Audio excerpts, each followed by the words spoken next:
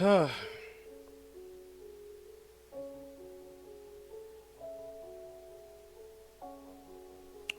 shit. This is a Chucky Beat production. Well, I didn't expect for this level of attention to come to one of my videos. Welcome to the 27 new subscribers that I gained since I made my 200 subscriber special literally 2 days ago. I am not going to be ranting this week. I'm sorry to disappoint you. You know, this is going to be a discussion video. I know I don't normally do a lot of these. I'm either reviewing or ranting about this shit. But this time, what I'm gonna do is first, I'm gonna go over the episode. Then I'm gonna explain everything that I think is either inconsistent or just literally doesn't make any fucking sense throughout this entire shit. This might get a little bit lengthy, so please bear with me. That's all I ask, right? So, the start of the episode, we see nothing but a bunch of light shows and talking and all this other bullshit, right? Who fucking cares? Goku, he gets his Ultra Instinct and he starts powering up. He can actually talk now, so I guess that's cool. Whis makes an interesting statement in saying that Kefla's energy rivals the spirit bomb that he basically had to tank earlier through some magical bullshit that we have no explanation on. So she rivals that. Just the energy of the combined energy of literally the strongest fighters in Universe 7, or at least the majority of them, minus Vegeta. She rivals all of them, all their energy combined. That's no big deal whatsoever. Okay. She goes Super Saiyan 2. I don't really have an issue with this. I kind of expected this to happen. I figured she was holding back power. So I'm guessing this is some Berserk Super Saiyan 2 fusion type shit. What another interesting thing that I saw was that her energy might surpass Sun's earlier level. I don't know what the fuck this means, but if this means that this energy surpasses his Super Saiyan Blue Kaioken, or his energy from when he was fighting fucking Jiren, I want you to think about that, because he can only be talking about one or two things. He's either talking about when he was using Super Saiyan Blue Kaioken, or when he went into Ultra Instinct against Jiren. I would like to remind you that Ultra Instinct is beyond Super Saiyan Blue Kaioken times 20 by a multiplier of at least 10 or more. I want to remind you of that, because Kaioken times 20, Super Saiyan Blue Goku could not do jack shit to Jiren. He used a spirit bomb, and that nigga blinked it away. And Piccolo is making the bold claim that Kefla's energy right now in Super Saiyan 2 either rivals Super Saiyan Blue Kaioken or rivals his Ultra Instinct from earlier. That's not my words. That's their words. This is coming from the writers, not me. Because what Piccolo is only saying what the writers want him to say. Remember that shit. Somehow, it took Vegeta 6 fucking episodes to realize that Ultra Instinct is what Whis was talking about, even though literally every person who has followed this show from the start knew what the fuck it was the instant that it happened.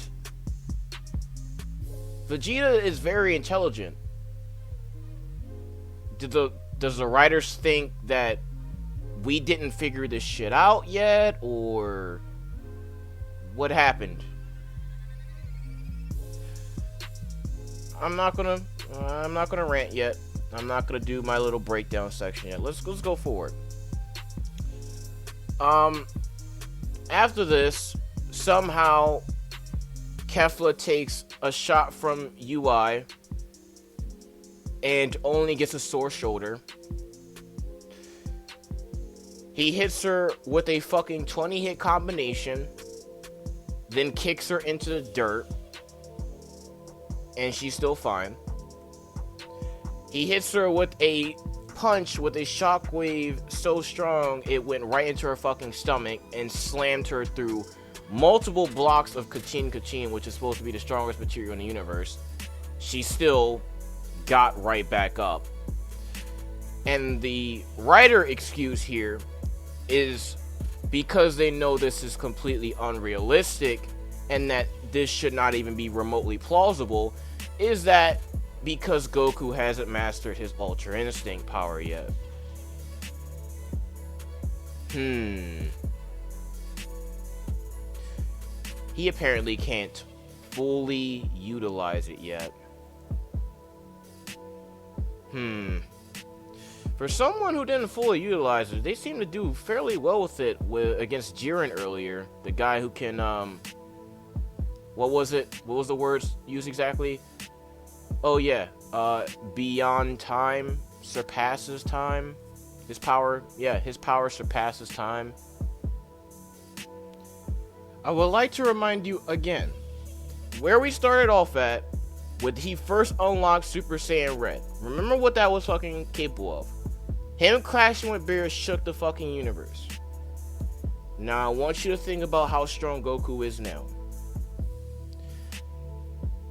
Do you really think that it's plausible, unmastered, Ultra Instinct or not, that a fusion with no God Key or no God Essence is taking fucking 20 plus hits from a form that is thousands of times stronger than he was when he fought Beerus, and it's getting right back up? I want you to think about that. I'll give +1 to the score that I'm going to tell you at the end of this little discussion that I'm doing. Right? Because I'm not even going to lie. My heart isn't all in this shit today. I'm really not feeling this series right now. I'm still kind of irritated. But I'm doing it because some people want to hear it. I've gathered that, otherwise there's no way I would have over 250 subscribers. Apparently, people either like me for the comedy aspect of this, my logical perspective of this. But I'll give for this episode, I'll give a +1 for Goku doing one of the cleanest dodges I've seen in Dragon Ball. This was a clean ass dodge. And luckily for you guys that actually enjoy listening to me speak, I will not stop reviewing this episode like I said I was going to do in the rant. The only reason why is because I clarified this in my 200 sub special. I said that if Kefla were to land a clean hit on Goku, meaning a punch to the stomach or a punch to the face, basically anything that would leave him reeling or out of breath, anything like that, I would be done with this shit. I would just turn off my Xbox, which is what I was watching this from, turn off my TV, and I would have went into my room and I would have yelled into my pillow for an hour, and that would be the end of it. I would be reviewing something else. But because that didn't happen, okay, we'll give Goku a point for one of the cleanest dodges in Dragon Ball. Okay, we'll let him have that, right? She loses, and Goku is out of stamina again. So there's 17 minutes left. He has no fucking stamina, and somehow, I'm guessing based off what this narrator is talking about, there's supposed to be some rematch between Goku and Jiren, and this dude yet again has like no stamina. He's literally limping off into the explosions. I don't know. I don't know about the series anymore. I knew this was going to be incredibly difficult to talk about because it's just like my brain is screaming. It's just screaming out in pain for the fucking inconsistencies and just the excuses and the flawed logic. My brain can't take it any much more, man. It's all starting to sink in. Okay. So, let's go into the discussion portion of this. Right? So, I've already stated in my previous rant the fact that Kefla is even able to match Goku is complete bullshit. I kept getting a lot of responses in my other video where people were trying to come up with headcanon justifying why this is even remotely possible. I've seen other Dragon Ball YouTubers, prominent Dragon Ball YouTubers, use headcanon to try to play this shit off. So what I'm going to do for you right now is I'm going to lay down on you pure facts, and I'm going to give you my conclusions based off of said facts. Okay? This is going to be kind of scripted, something I usually don't do, but this is basically the gist of it. Okay? This is where the whole series started off at. One of the first people that we see in this series is Beerus. He is the fucking ignition for this whole car to fucking start. Okay? Goku in Super Saiyan 3 was two-shotted by Beerus. He was not using more than 1% of his power. Then he beat the shit out of Vegeta. He still was not using more than 1% of his power, as roughly translated from Crunchyroll when he was fighting Vegeta. He basically said, "You almost made me use a percentage of my power," meaning he wasn't using 1% of his power, and he still was dominating Goku and Vegeta. Now, Goku said that Vegeta would not be able to beat Beerus. No one debated against this fact. No one debated against this statement because of what we've seen with what happened with Goku in Super Saiyan 3 and what happened with Vegeta in Super Saiyan 2. Even if Vegeta went Super Saiyan 3, or Vegeta went Super Saiyan 3, right? And they became hundreds upon thousands of times stronger than Goku and Vegeta. That would not have been enough to beat Beerus. As a matter of fact, it probably wouldn't even have been relativistic to Beerus in any fashion. Obviously, it would put up a better fight than Goku and Vegeta individually. But do you guys think that Vegeta would have made Beerus use more than 10% of his power? Be honest. Right? Then he gets Super Saiyan God. And he goes from being, because this is where the importance of God Key comes in. He went from being two-shotted by Beerus to being able to match Beerus and match his punches so well that their clash shook the universe. Okay? Therefore, God Key is vastly superior to Saiyan Ki. Not slightly superior, not equal than, not less than. Vastly superior to Saiyan Ki.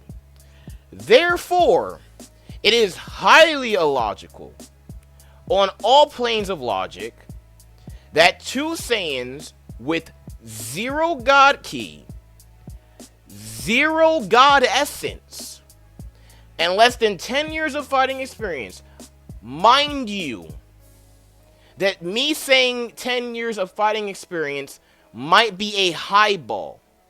The reason why I say 10 years is because they look like they're at least 16 years old.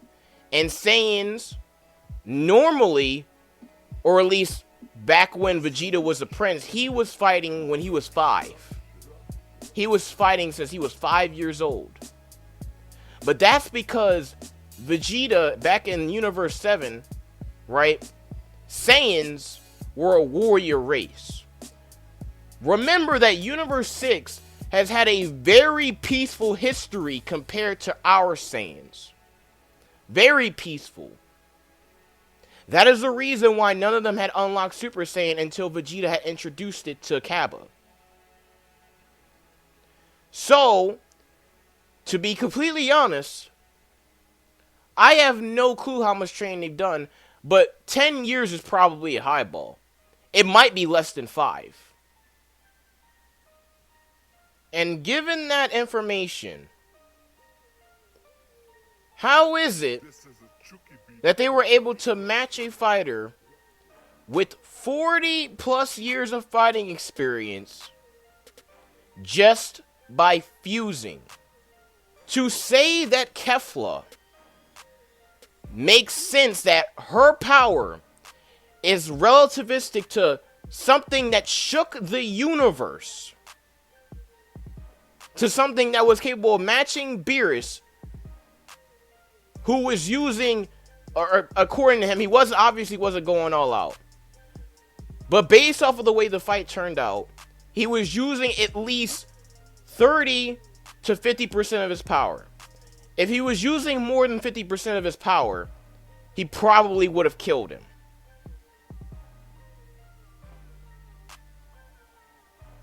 Yet somehow, these two Saiyans are capable of matching someone who is not only hundreds of thousands of times stronger than he was when he beat Beerus, but they have no God Ki and no God Essence. I'm repeating myself because those people do not seem to understand how important God Ki is and how it got completely minimalized by what the writers pulled here. Now, people keep bringing up the Patara fusion. They keep bringing up the Patara fusion. They keep saying the Patara fusion draws out a lot of power. So let me drop some more facts on you, since you don't understand this, like, in case my previous paragraph didn't convince you, right? In case you're still lost, in case you're still not believing what I'm saying. Kefla was injured. Kefla has less power than Kale. Why is that important? I'll get back to that in a second. What I want to go to right now is the fact that we know that God Ki is vastly superior to Saiyan Ki, and we know for a fact that Goku and Super Saiyan Red should be vastly superior to Kale, Kefla. Even in Kefla, it should be still superior. And this is supported by the fact that Goku, while severely drained and low on energy, took on a stronger Kale and Kefla in Super Saiyan 2. Therefore, a weakened / suppressed Super Saiyan 2 Goku is equal to serious Super Saiyan 2 Kefla and serious Super Saiyan Kale. I want you to keep that in mind, because remember, before they had Kale, a weaker Kale and a fresher Goku fight. And Berserk Kale walked through the fresh Goku in Super Saiyan Blue's Kamehameha. Walk through that shit. Go 10 more episodes down the line. Now a weakened Goku is fighting a stronger Kale and a stronger Kefla, and he's holding his own. Meaning that he suppressed himself. Either the writers made Goku suppress himself into the ground for no reason, which makes no sense because he could sense her ki. Or 2, they know they fucked up. Choose one. It can't be both. Or actually, in this case, no, I'm sorry. It can be both. Going back to the injury side of things, Kefla and Kale sustained damage in this fight, especially Kefla, and Fuse, which should have dramatically reduced the potency of the fusion. Regardless, as injuries dramatically reduce the potential of a fighter. Look to Frieza as an example. If you did not know, back in the Frieza saga, back in Z, Frieza's full power was 200 million. That was his stated actual power level at full power, fresh with no injuries. Because he got injured by the Spirit Bomb and Goku's times 20 Kaioken Kamehameha, his maximum power level dropped to 120 million. That is a 40% decrease in power from taking 2 attacks. The only reason why Goku won is because his power level just happened to be at max 30 million greater than Frieza's. Had he not been injured, he would have lost that fight. Knowing this fact and the fact that Kefla was injured, their power level while fused should have dropped. Yet, as displayed in here, Kefla not only has power rivaling that of a Spirit Bomb that had the aggregate energy of some of the strongest fighter in Universe 7, but it was also stronger than Super Saiyan Blue Kaioken.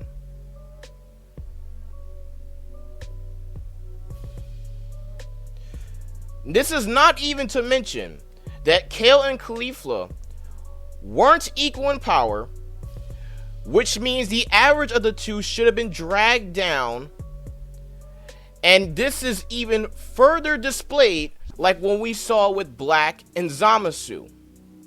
Because Zamasu was not on the same plane of power as Black, his power dragged down their average strength, which is why full power Goku was able to deflect an attack from a serious Zamasu and drop kicked him into the ground just by going Super Saiyan Blue Kaioken while he was severely drained and with 2 broken arms. Now what I'm going to tell you next is probably going to shatter your mind a little bit. It's probably going to get me a lot of hate in the comment section. But I'm going to say it anyway, because I feel like you need to hear it. Back when Goku was fighting Merge Zamasu by himself at full power, after he had broke his arms and basically used all of his energy, right? He was severely drained. I would argue even more drained and in worse shape than in this tournament. Can we agree on that? He had 2 broken arms. He was severely drained from fighting Black and Zamasu for at least 20 minutes. And then had to use even more power to deflect an attack that threatened the entirety of the Earth.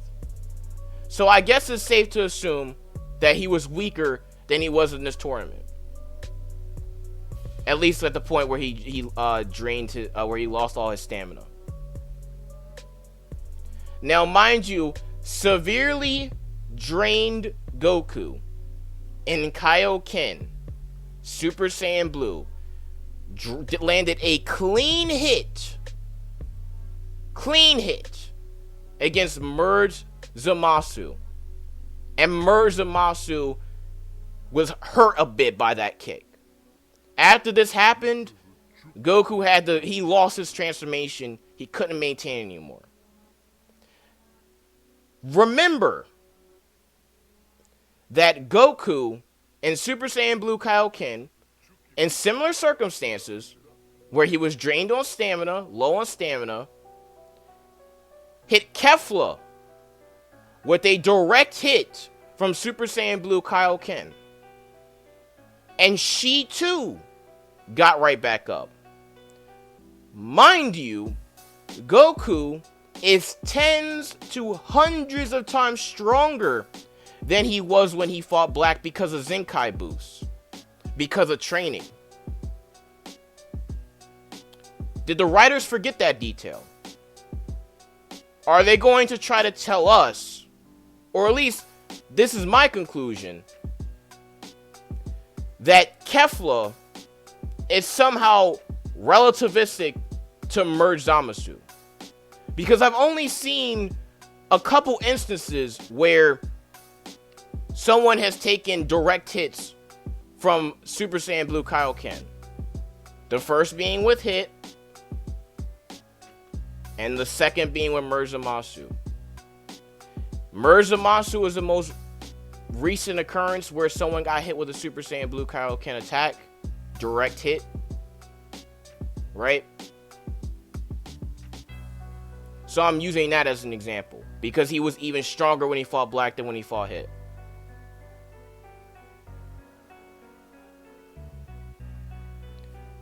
And this is the reason why I said that that hit from Goku should have knocked her out cold. Because that's basically like saying the two are relativistic to each other, which doesn't make any sense. Again, this is from the fucking writers. This is what they wrote into the series. I'm just explaining to you what I'm seeing. These are the conclusions I am being forced to draw. Obviously, if you disagree, that's fine. I don't expect everyone to agree with that statement, that the writers are trying to display this type of parallel. But that's what it looks like to me. How the fuck does Kefla take a hit from a Super Saiyan Blue Kaioken from a Goku who is tens to hundreds of times stronger than he was when he fought Black, and she still gets up, even though in both scenarios, Goku was still drained. It's just that this Goku we have now is stronger. Zamasu got up. She got up. What the fuck is up with that?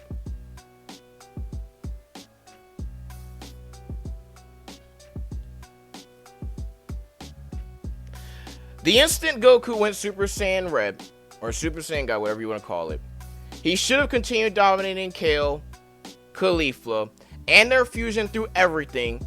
Since, as I've already stated, this same Super Saiyan God Red state, or Super Saiyan Red state, whatever, not only shook the universe, but was able to hold its own against Beerus. And he's hundreds of thousands of times stronger than he was then. The writers tried to establish, from the start, that God Ki, no matter what, is superior to Saiyan Ki. This is the reason why Goku ended up the way he did when he fought Beerus. This is the reason why Vegeta ended up this way when he fought Beerus. Before they got God Ki. That's the reason why Super Saiyan 3 Gotenks, one of the strongest people in the fucking universe, ended up the way he did against Beerus. That is the reason why Super Saiyan 3 Gotenks got fucking bodied by base Vegeta. And now you're going to try to tell me, based off of all the facts that I've laid out to you thus far, that somehow it makes sense that Kefla is keeping up with this dude. If you want to go back and re-listen to everything I said and try to point out inconsistencies, I'm open to discussion. Go ahead, tell me what's wrong with what I said.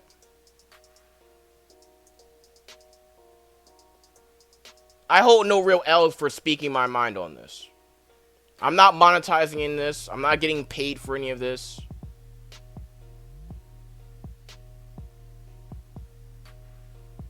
I'm not hating on the show just because I want to. But the writers established from the jump that God Ki matters.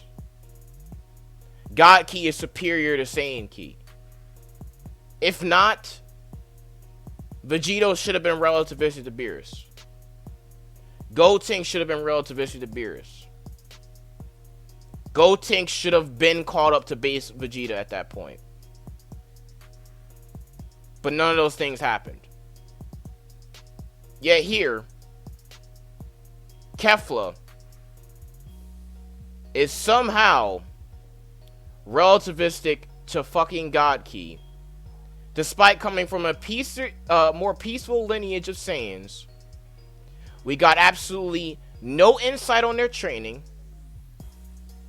So for our knowledge, they have no God Essence or no God Key. And we're just supposed to accept this shit.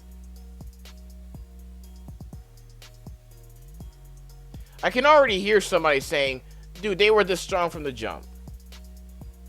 They were just this strong from the jump. How?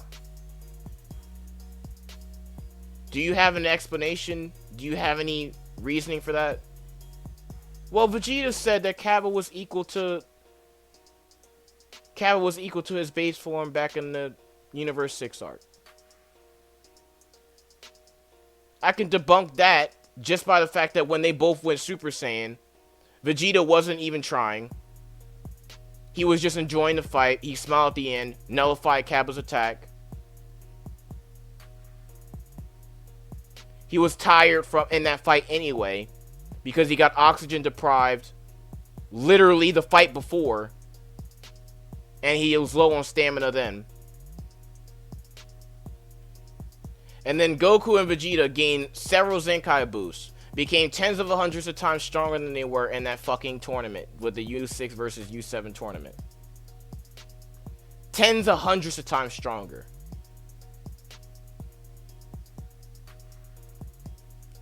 And yet somehow Kaba, Kefla, and Kale all just magically got written up to their level.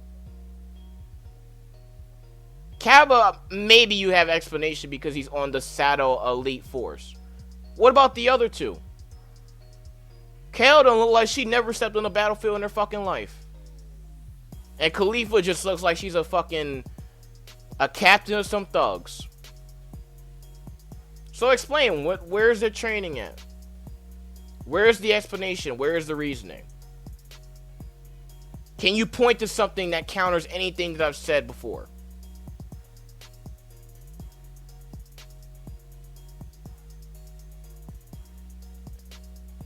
I'm gonna continue watching this shit. Let me know what you think down below. Obviously, I varied out some of my ideas and my opinions and my thoughts in the series as I always do. As you can tell, my fucking heart is not in this shit because this fucking show irks the shit out of me. Piccolo and Gohan's fight was just thrown away. We don't have a conclusion to that. Vegeta and Toppo's fight just fucking dissolved out of fucking nowhere. Didn't get to see the result of that. There's nothing but more light shows and shit. More transformations and shit.